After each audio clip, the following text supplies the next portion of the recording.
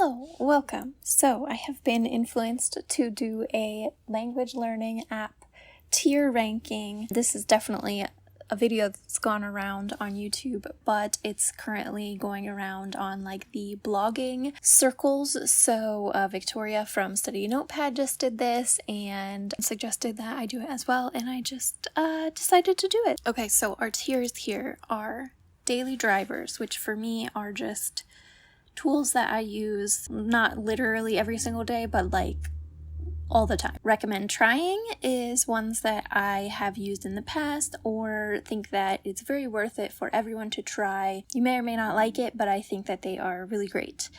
Has its place are ones that I may not necessarily enjoy using, but I see what their use is, and yeah, they have a place. Bog Standard are ones that I just think are not adding anything new to the language learning world, aren't necessarily bad, but also are just meh. And then Hard Pass is, I don't use this, I don't see a use for it, I wouldn't necessarily recommend trying it either, but you know, to each their own. So with that disclaimer in mind, that this is all just my opinions and I'm not an expert, and so this is all just based on my experience, we will begin. So I do have some Spanish only apps that I'm saving for the end, so otherwise these are all apps that have multiple languages. Oh no, the first one is really harsh. So this is the app Lingo Legend, and I feel really bad because, you know, this is a really creative idea. Some of these apps that maybe aren't so common, I might have videos on the screen of what they actually are, but this is like a video game language learning app. Really cute, well designed, adorable. It's a hard pass for me. It's so cute, but it's a glorified flashcard app from what I can see. The entire app is in English, other than your like training, which is the flashcards.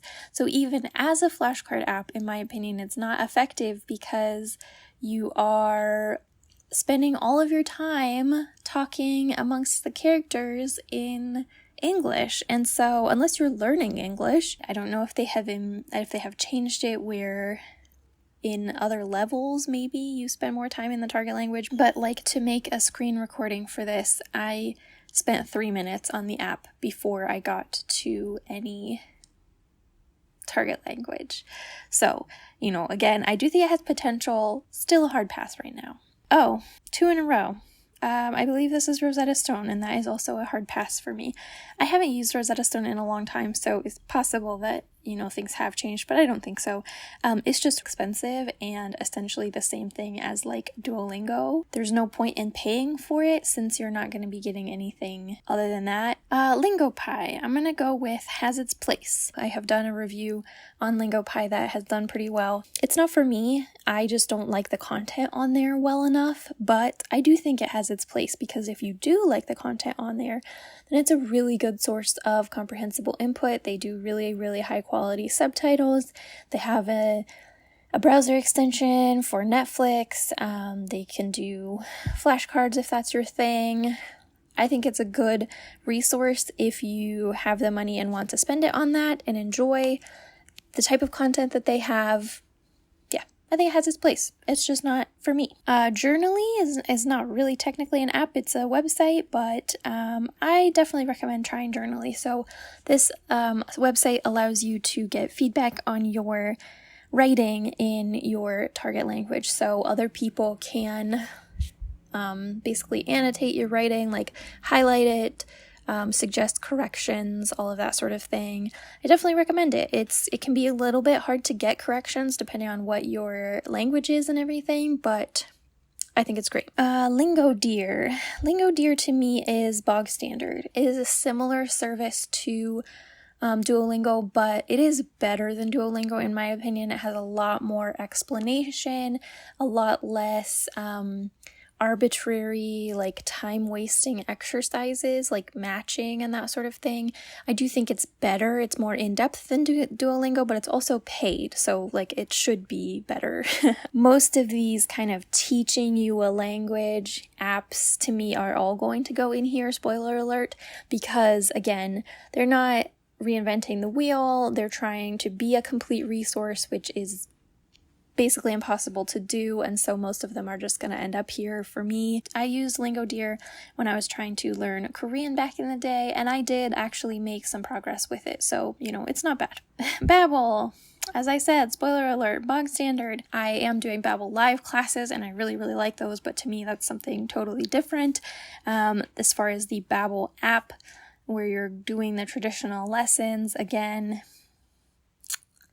they're all the same, in my opinion. There's nothing incredible about any of these things. Okay, language transfer is tricky for me. I am torn between has its place and hard pass. So if you're not aware, the founder of language transfer has kind of gone wild on social media and has propagated his extremely problematic, hateful opinions all over his Twitter and to some extent all over the public, like, language transfer Twitter. I do think that he's deleted some of that now. This is something that I wouldn't want to support regardless, but as far as evaluating it from a language learning standpoint, I know that people absolutely love it, swear by it, and that's why I would, you know, lean towards has its place. It talks you through the logic of the language, and from what I understand, the creator doesn't even know the languages that he's talking about. He just like learns about them academically and then tells you about them. But to me, that's not how people learn languages. Like, again, I'm not an expert, but I did try listening to language transfer for Spanish back in the day. And for one thing, I did just kind of get bored, and I didn't find myself being capable of translating that, like, explicit knowledge about the language into actually using the language, which, you know, is something I've heard from language researchers, that those are two different things, which is why you can have one without the other. Most of our knowledge about our native language is not explicit knowledge. We don't know why we're doing the things that we're doing, and therefore knowing the things that you're supposed to be doing does not translate to being able to do them spontaneously. So I am going to put this in hard pass, even though I do think it maybe has a little bit more merit than some of the other things that are going in hard pass. Okay, language reactor, our first daily driver. Obviously, I do not use language reactor every single day. I'm not watching Netflix or whatever every single day, but this is definitely a like solid ingrained part of my language learning routine, especially when I'm a beginner in a language. I definitely depend on language reactor. So this is a browser extension that allows you to have dual subtitles for Netflix and for some YouTube things as well, I believe. So I love this extension. I think that it is absolutely wonderful. I need to donate to them at some point because certainly I have gotten a tremendous amount of use out of this, and I will continue to do so as I, am learning French and Portuguese and am in a stage where I can really use dual subtitles. So definitely highly recommend.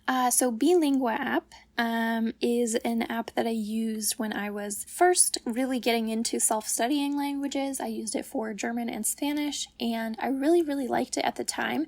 And recently I re-downloaded it in order to try to use it for French because, again, I'm in that stage where I can really use those kind of crutches or tools. And so beelinguapp is a reading app essentially where you are provided with stories or articles. You can have a translation to your language of choice along with it. It reads it to you. You can stop and look up words and that sort of thing. And so, that was really nice. They do have free specific articles, a limited quantity of them. And then I think when I was using it before, I had gotten a Black Friday or sale or something like that where I got a year very, very inexpensively. So I was just going to use the free one this time. And unfortunately, it seems that they have gone fully to computer voices for reading, from what I could tell at least. And so I just really didn't like that because to me, if I'm paying for an app, like I hadn't paid for it yet, but I conceivably would have if I had really liked it. I don't want a computer-generated voice. I can get a computer-generated voice for free on, any of my devices. So this is going in Bog Standard because of that. Prior to that, I think it would have been recommends trying. Yeah, if they've gone to fully computer-generated voices, to me, it's just a run-of-the-mill app now, like nothing worth paying for. Next up, we have Pimsler, and I am going to put Pimsler in has its place. I have never actually used the app for Pimsler, so I'm not sure what else they offer. I know that they have like exercises and that sort of thing. The only thing that I've used is the audio course because my library has it, and I tried to use it to get a start in French. And I do think that it works really well for what it's trying to do. So if you have to travel or something like that in a language really soon after starting learning it, I do think that Pimsler could be a really, really good choice because it's basically speaking drills. That's what it is. There's some explanation along with it, but mostly you are repeating spoken things and getting the pronunciation right and drilling those. And while I don't think that that's a great way to learn a language long term, again, I think it has a place because you do actually learn those sentences and how to say them, and I think you would be able to use them in the correct setting because you've drilled them. The counter argument to that is that you're drilling audio exercises so much that they stick in your head, which means that inherently, for me at least, it was vaguely torturous. I did not enjoy using this at all, and I couldn't keep using it. I was going to try to finish the whole beginner one course or whatever in a month because that was how long, I could keep it for 3 weeks from the library. And so I was well, I'll just really do all of this and then I'll be able to move on to something else in French. I think I lasted 4 days, maybe, because I just did not enjoy it whatsoever. Not for me, for sure, but could be a good choice. Okay, so I have ReadLang here, and this is pretty much a stand-in for whatever your choice of reading software is. So this could be lingq, this could be ReadLang, Learn with Text, I think is one, lute is one. One that Victoria had in hers was Language Player, which is seems to me like a combination of Language Reactor and one of these types of reading apps. So basically what these are ways for you to upload or use text that other people have uploaded, be able to in real time translate and read those. And usually they have some kind of read aloud component to them also with computer voices. Just allows you to translate and look up words much, much more quickly than you would be able to any other way. And so you're able to keep the flow of reading much easier. They do also save the words that you look up so that you can use flashcards if you want to. So for me, this is at this time a daily driver. Again, since I'm learning languages that I'm not as comfortable reading in, for Spanish, I wouldn't be opposed to using something like this. And I do use their web reader, their extension, quite a lot for Spanish. But generally, if I'm reading in Spanish, it's going to be a physical book or my e-reader. I don't need to use this for reading in Spanish, so I don't generally, but for my more beginner languages, absolutely. I love this. Again, this is kind of a stand-in for any of those types of products.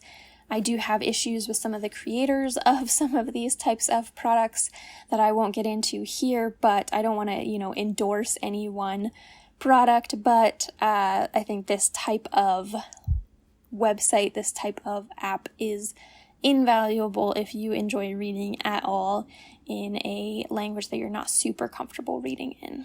Okay, we have Anki, and this is kind of a stand-in, again, for any flashcard app. Could be Memrise, could be Quizlet, Anki, whatever the case may be. I know that flashcard enthusiasts will say that those are completely different, but no, they're not. For me, these would be a hard pass, 100%. But, I know that people absolutely love them, so I guess it can go in, has its place, I guess. For me, not so much. If I'm going to do some flashcards, it's going to be really casually, and it's going to be as a part of some other platform like ReadLang or like something else that I'm going to talk about shortly here, where it makes them automatically so I don't have to like do it. I know that once you get in the habit of doing it, it's not that big of a deal, but for me, it's just not going to happen. Next up, we have Polygloss, and I think that this is definitely not very well known in the community, and I think that that is a shame. I think it should be. This is a really cool little app that's very creative, I think. So it shows you little graphics.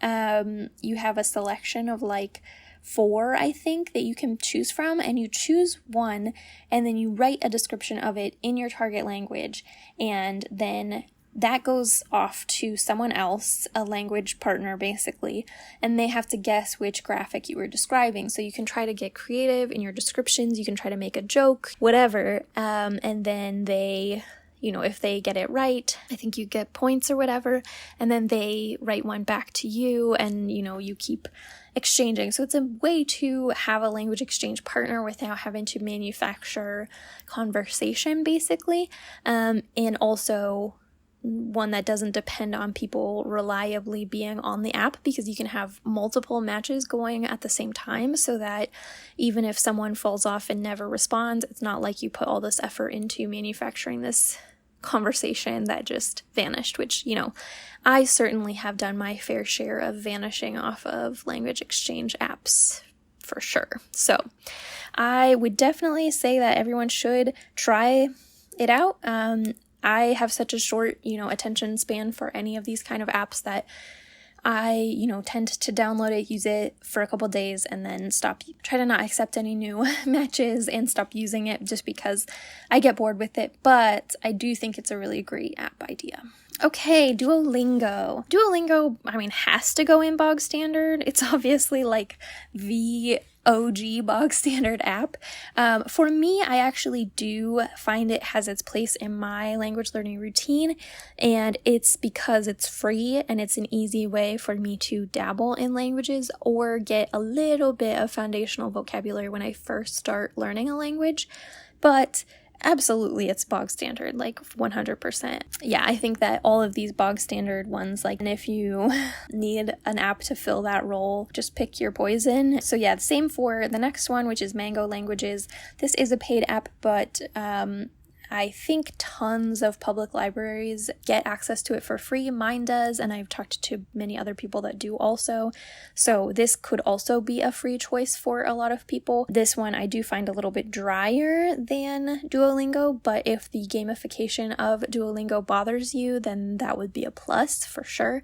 Mango Languages is very travel focused from what I have used it for though, so that could be a good thing or a bad thing depending on your personal agenda. Next up is Clozemaster, and this is another one that I'm torn between has its place and Bog Standard, because essentially this is another flashcard app, but it's a flashcard app with a twist basically, so it's fill in the blank flashcards that are all pre-made, and you don't have to make them yourself. I know that Anki can do fill in the blank flashcards, but Clozemaster did them all for you. So the free account has a limit of 30 per day, which I would not want to do more than that probably anyway. So for me, that's fine.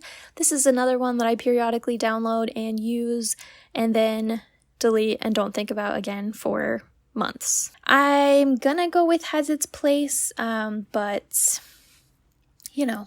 Okay, so getting into these last 6, I guess, are Spanish only apps. So first up here we have Dreaming Spanish, and this is another one that is a website and a YouTube channel, but you can also set it as like a app on your desktop or on your front page on your phone. Why can I not think of this? And it will function like an app. So it's very user-friendly in that respect. And this does have free and paid versions essentially, and this is definitely a recommend trying for me. I think that Dreaming Spanish is a great wealth of comprehensible input, obviously, for anyone learning Spanish, especially if you don't struggle with learner content. But even if you do, I mean, I think it's a lot better than a lot of learner focused content.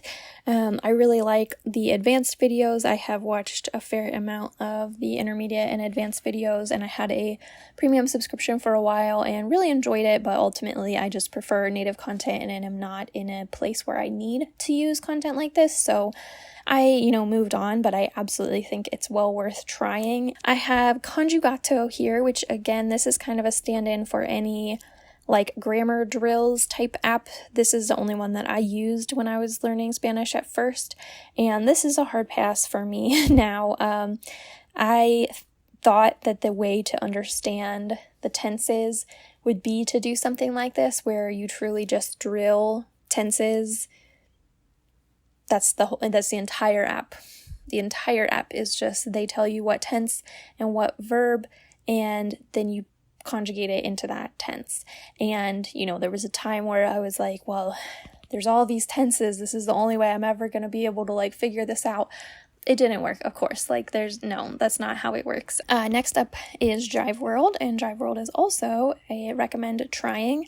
So this is an app based on the Radio Ambulante podcast. I do have a review of the app, and I definitely recommend it if you find the Radio Ambulante podcast difficult to listen to at this point, even with the transcripts, which, is totally understandable because it is quite a difficult podcast. This is potentially a way to make that more approachable. They break down the podcasts, not every single podcast, but the ones that are on there, into shorter lessons, and it's the same kind of thing where you can easily touch the words and get a translation. They have the real podcast audio, so it's not like a computer voice reading it to you. And then they do like culture notes or slang explanations and that sort of thing. So yeah, great app. Not something I'm using actively at this point because I'm just listening to Radio Ambulante instead, but definitely recommend trying if it sounds like something that would be useful. Next up, we have SpanishDictionary.com. Thankfully, they have changed their name so that you don't have to try to do the SpanishDict.com anymore. But this is kind of one that I think people, maybe some people will be like, why do you have a dictionary on here? And obviously dictionaries are invaluable, but also this is way more than just a dictionary. They do have grammar and vocabulary and everything, just general Spanish lessons on their site as well. And they are good. Like, they're pretty good. They're very like conversation based, like very telling you a story. They have videos of Spanish speakers talking through stories. I mean, they're still, of course, like it's a course, so it's still kind of hackneyed and not like super entertaining. But compared to like the Bog Standard app row, if you want traditional Spanish lessons, those are good and for free. What else do you need?